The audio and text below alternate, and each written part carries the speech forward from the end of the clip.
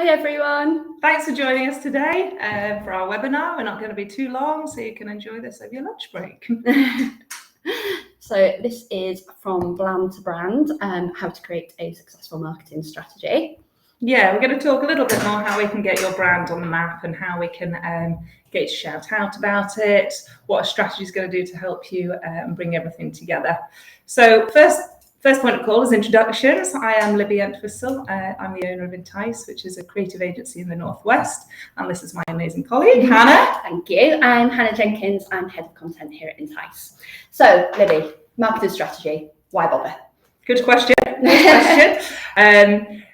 Yeah, why bother? Why do we need to do this? Firstly, it gets your team on the right page, so everyone knows what they're trying to achieve. Have you got certain goals? It might be one specific goal. It might be a variety of them. Is it increasing sales? We've got a big drive that we need to do. It might be in a certain department, for example, or it might be a recruitment drive. Just get everyone on the same page so we know what we're trying to achieve. What's the point of this? Once we've got those goals in place, we're starting to look at our audience, and then we can tailor our marketing efforts towards that. A strategy, again, I think ultimately for us, it gives us consistency. If you're going to start posting on social, you think, yes, I'm going to do this now. Everyone starts with the great intentions and then it kind of falls off. But if you've got a plan in place, we all know what we're going to do. It gives you timeframes, it allows you to set budgets. It also lets you use your resources effectively as well. So you know you can plan around if a team's on holiday, someone's on holiday, we know they're not going to have any gaps in our marketing efforts. And then once we've got that strategy in place and we're working towards that, we've got something to look back on so we can monitor performance and then we know what's working. And it's not saying everything's going to work. We test, we trial things and we can adjust it accordingly. So that is my bother. Yeah, perfect. So how would Entyce approach a marketing strategy? So I'd say the first thing to do is slow down to speed up. Don't need to race straight into it. You need to, like I said before, mentioning social, if you're going to straight away post on social, we need to know what you're going to post. Why are we posting it? So let's just slow down, take that approach first. And once we slow down, got everything that we know, we can then speed up and have a much more effective approach to it. Yeah, I think that makes sense. So how would you get started then? What would you do to prepare? Research, do your homework. I think having a look at the landscape of where you sit. So having a look at the marketplace, where you sit with competitors. Yeah. Are you more expensive than them? Are you cheaper than them? Do they have a better shopping experience? Or would you say their brand's amazing, but we're so much better at what we do? But are you actually shouting about it? So once you can start to figure out where you are in the marketplace, that helps you start to work out who you're going to be targeting. Market research is a good one as well. So we often start with our own audience. So when we work with clients, we interview and question their own clients and customers. That gives you instant feedback from the real audience that you've got at the moment. So surveys are good. We do a lot of surveys, also just interviews, questioning, ask the questions. The amount of times we've had it when clients don't actually know the full scope of what you do. It's surprising. So again, straight away, just so they know what you do. Once you start to feel your way into the audience and you know who it is, you can start to build a picture of their demographic. So where are they?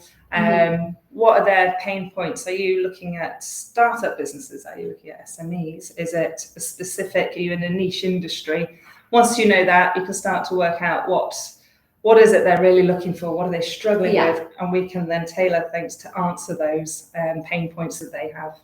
Perfect. So how would you recommend getting started then? What would you look at first? We like to break down marketing and strategy into 3 core areas. It helps us kind of work out where the priorities are. So we've got on here on the screen assets, earned and bought. So assets are the things that you own. So that would be your brand, your website, it might be a corporate brochure, your corporate video. You've got to get those things in place right. If they're all right, then you can start to work on the earned, and that's when you started to put out content. It might be the optimization. There's no point sharing great content if it's coming back to a really poor website and it can't press order or the contact form's not working. So you've got to get it right first. those earned assets, so content, getting great content out there, which I know you'll talk about more in a bit, social, PR as well. If you can't reach your audience through those channels, then start to look at bought, and that can be PPC campaigns, it might be paid social, it might be an advertising campaign. And how much time you spend on each one varies. So if we're at the beginning of this process, we'd have a look at those assets first, and we went, right, most of our efforts are going to be onto that. So it's 80% of our time or our efforts are on those assets, getting those right, and maybe 20% on earned and nothing on bought yet. Once you start to get those assets in the right place, you're like, okay, we can tone it down a bit, and we'll just keep tweaking those things every so often, and we'll raise our efforts on earned media, and then we'll start to maybe fill in some gaps with bought. So it's not to say it's a strict formula and things don't change. We always say it's got to adapt, it's got to change. I mean, that's the nature of marketing, isn't exactly. It, really? And that's why we love it. It's never the same. So I think that's where we kind of start to framework it, and that helps us kind of piece together a strategy to start with. Brilliant. So we're just going to dig a little deeper into brands now. So once you've kind of done all your research and you've sort of made a little plan in your head almost, so start to thinking about your brand now. So your brand identity. I think it would really help if you wrote down your brand values, personality, mission, really figure out who you are and what you want to get across and what you want to get out of it as well, really. And this will help you build a story and almost get a style. I mean, there's so many brands out there that have got a really, really strong, recognisable personality. And I think, like look at Innocence movies, probably the easiest example to give. But when you think of them, you don't just think of necessarily the smoothies. It's the copy on the back. It's like the social media. It's the whole personality around it. Like you want your brand to stand out from competitors because the odds are you're not going to be the only one doing what you're doing. So you want, and that's what marketing is. So, and once you've got your brand identity sorted out, this will help you then go on to create a consistent message for your brand. So this is where you'd consider how you're going to tell your audience what you do and your USPs, how you're going to get all of that across. So it's a good thing to consider tone of voice, I think, with this as well. So are you playful or serious, formal, informal? Really sort of nail that down, and that'll help you figure out kind of what kind of content you're going to be putting out there, what channels you're going to be using, what you already know who your audience are. So it'll really help you delve deeper and be able to get your message out there then. So do you want to talk a little bit more into how you're going to create awesome content and where to share it? So now you've done all your research and you've figured out who you are. This is kind of the fun bit, really. This is my favourite bit of everything. It's the bit where you get to really get creative and start creating content. Before you just jump in though, obviously you need to think about it. So creating content that appeals to your target audience is bang on. I mean, you've done your research, so you should know who they are and what they like and what they're likely to engage with. The one thing I would say is absolutely do not try to do everything. There's better to do a few channels well than trying to do absolutely everything. Stretch yourself way too far, stretch your budget way too far. You'll end up completely frazzled and you probably won't be hitting all the marks on the channels that you should be on, right?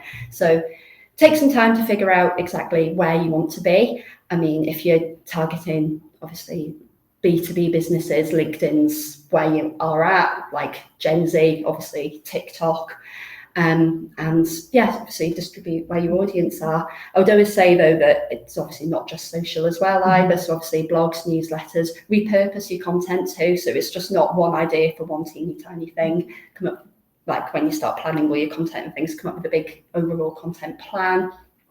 Blogs, newsletters, this will all help with your rankings as well. So it'll show your audience and everyone that you are experts in your field. So consider everything, but choose what you can do. Like a lot for one person as well. It's huge, and it can be because it's like, where do you stop? Because obviously once you've nailed a few, you can grow and you can adapt, and you can just, once you know how well things are going, which I'll get into more in a minute, but it's a lot, especially with social. There's you end of the earth. How many pieces of content should you create, really? Like, I'd say it's better to do one or two things really well than trying to do a million things. Like, you might as well post once or twice a week and do them well, rather than posting 5 times a day and it not doing anything. It's not going to have any effort. So I guess that's why as an agency as well, we work with clients that each client's very different, so we get that hybrid working as well. So there's a lot of the content that we produce, but we're working in collaboration with them, so there's a team on it. Exactly. One person. I mean, it's a lot of there's so many like memes and stuff on LinkedIn. So they're just going one person marketing team and you're completely frazzled. That's the beauty of working in an agency, I think. And I've done both. I have worked in-house. I was in-house for a long time before I worked agency side, and it's really nice to have a full team. And getting the external looking for you as well. So rather than being just stuck on the inside, you can start. Exactly, because we did work with agencies in-house, and it was really helpful having that external voice, because when you're so into something, you don't always see. And it's just so much easier having that external person just go, oh, why don't you do this and that? And, there's a load of creative heads working on something then, rather than just you flat out. Absolutely. Panicking, trying to do everything. It's, quality over quantity, always. So how do you know if you're getting it right? Or indeed wrong? Metrics. There's reporting. So it's the thing that not everybody loves doing. It's sort of like more boring, but it's absolutely essential. Like you can't. It's a bit like you're very much into the data, but you can't do marketing without reporting. You'll have absolutely no idea what you're doing is working or not if you don't follow some of your metrics. So I'd say report on absolutely everything. Your social media, your newsletters, SEO rankings, all of that. Obviously ads, 100%, don't be throwing your money away. And you need to do that reporting to know exactly where you're going out. And that'll help you inform your future strategy as well, because obviously marketing doesn't just stay still. Trends change absolutely all of the time. And things will go up or down, so you can't have a 5-year stale marketing strategy. You need to keep evolving it, and metrics will help you do this. It'll help you keep a good overall eye on everything that you're doing and find out those bits that need improvement, and you'll find out what bits work, and you can do more of those and less of the other bits as well. Amazing. So if anyone's got any comments or questions, how can they ask us on it? What's the best way? A little comment section you should see. So fire us over any questions. The team are on while we're doing this. So any questions, we'll be happy to answer them. And of course, get in touch for any further marketing strategy help. Would be love to hear from you. Great. Thanks for joining us, and we'll see you very soon. Thank you. Bye.